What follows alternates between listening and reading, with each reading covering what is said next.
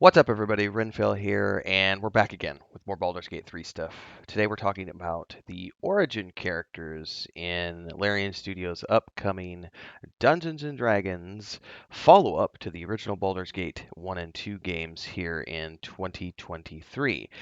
Now, if you've ever played a traditional RPG, you've played a lot of different characters over the years, and you've played with a lot of different companions over the years. And that's particularly true of the Baldur's Gate series, which over the years has been well known for having some of, if not the best, characters of all time in terms of your companion characters.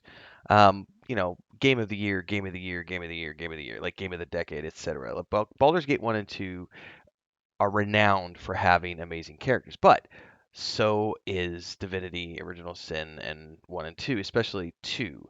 And one of the things that Larian is known for is having these origin characters as part of their system, which is pretty awesome when you sit and think about it because it's a way to, if you look back at, say, let's look at the first two Baldur's Gate games. You play a single character, and your character is whatever the class might be, whatever the race might be, but you're locked into a story that is based on you being that ball spawn, right? And that's it. That's your story. That's the way you go through the game. Now you can pick up the other companion characters and they have their own unique stories and everything else, which add story elements to your playthrough and allows you to have rich relationships, including romantic relationships with your party members. But you are always sort of limited to your playthrough is going to be about your character and your backstory, and that's something that's sort of fixed on being the ball spawn.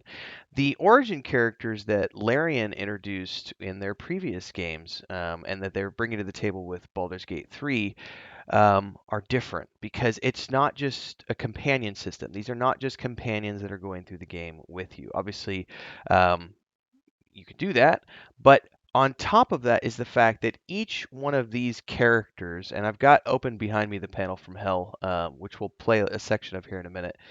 Um, if you watch me live stream the panel from Hell, we cover this a little bit during the live reaction event, but what I love about this is that all of these characters come with their own unique backgrounds, and you can play these characters. They're not just companion characters. You can start your game.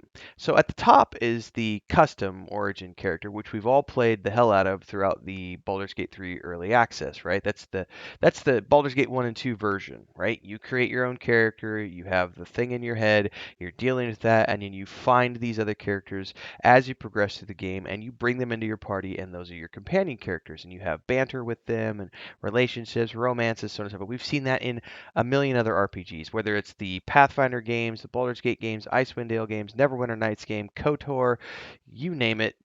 Relationships and companions have been a part of RPGs for a very long time. But origin characters are different than the characters that you create. The custom origin character, I should say, is different than the actual origin characters that they give you, being Astarion, Lae'zel, Gale, Shadowheart, Will. Um, I always forget how to pronounce her name. Is it Karlach or Karlach? Karlach, I'll say, and of course the Dark Origin, which was revealed during the event. Now, the showcase they showed was of Astarion. So using him as an example, if you choose to play the game as Astarion, you get Astarion's backstory, which means you're not just some rando on the ship, on that nautiloid, right? When you wake up, you are Astarion, and you have a backstory. That backstory being you are a vampire.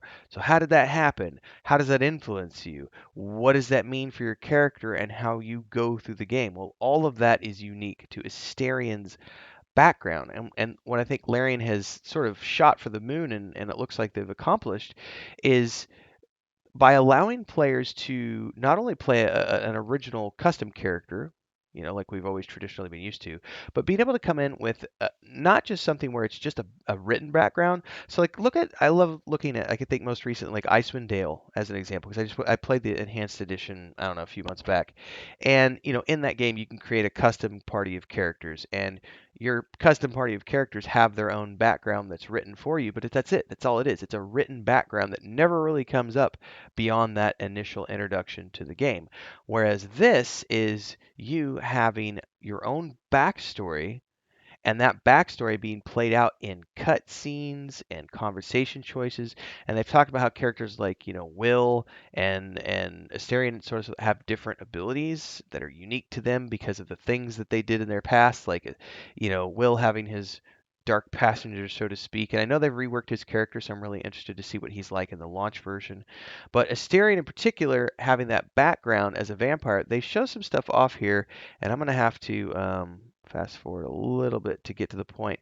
They show this section off where he's having like this. I don't know if this is a dream or a flashback, or this is him actually playing the section out when he first gets bit and meets his maker, so to speak. But this is one of those things where they are bringing this to the table. So all of the original cutscenes that you get for playing your character, right? The original origin character that has no backstory other than you're just on the ship. You're going to get your own unique story through the game. But then if you go play it through as Astarion, you're going to get a completely different playthrough because this is part of your character, and you get unique cutscenes and unique options when you're doing the game because of stuff like this. And of course, his ability, he's a vampire, so he has these unique pros and cons of being a vampire.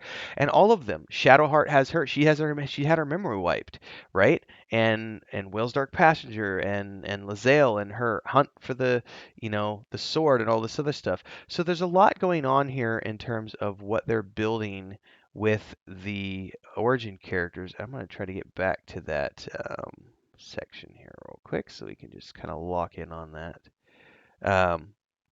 What's up, everybody? Time for the commercial part of the video, and the first thing we're doing is giving a shout out to all of our guild champions who are the highest tier memberships here on YouTube. Thanks to Ancient Entity, Babylonia Rising, Craziest Relative, Mujin, and Remy D. Thanks so much for your support. And of course, thanks to all of the people who support here on YouTube as members. I appreciate it. Keeps me on the air full time. If you haven't already done so, don't forget to like, subscribe, and hit that bell icon. And if you too want to support the channel, you can join as a member. You can also do super chats on any live stream or premiere that you see, or super thanks on any uploaded video or YouTube short that you see. Don't forget the Discord. Let's get back to the video at hand. Because this, for me, adds a whole nother level of replayability to the game. Because if I went back to Baldur's Gate 1 or 2, or Icewind Dale 1 and 2, those games, every time I went back through and played again, I was essentially getting the same story, exactly the same. Now, there is going to be some of that here.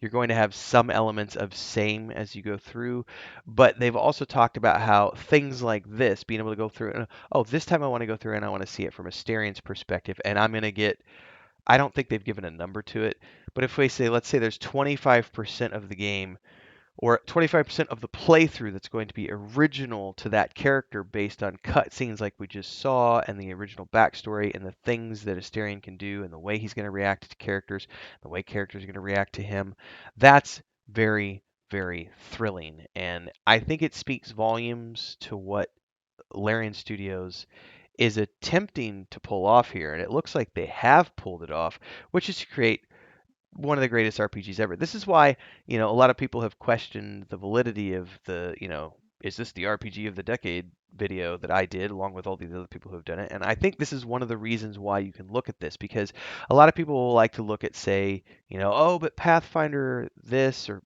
Pathfinder Wrath of the Righteous, or what about, you know, Knights of the Old Republic, or what about this, that, either. All of those are great games, but they're standard RPGs when compared to this, where you have all of these origin characters that you can play through at, you know, at your leisure, and allowing you to have these unique playthroughs over and over and over and over again. Something that no one else has ever done before, and I think it's one of the reasons Larian is about to pull off one of the biggest launches in RPG history.